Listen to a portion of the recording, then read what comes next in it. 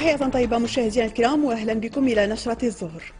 تناقلت مصادر إعلامية متطابقة خبر إلقاء القبض على زعيم أنصار الشريعة المحظور سيف الله بن حسين المكني الملقب بأبي عياض اليوم في ليبيا. وصرح مصدر أمني مأذون لوكالة تونس إفريقيا للأنباء أنه تم صباح اليوم إلقاء القبض على زعيم تنظيم أنصار الشريعة المحظور في تونس سيف الله بن حسين المكني الملقب بأبي عياض في ليبيا.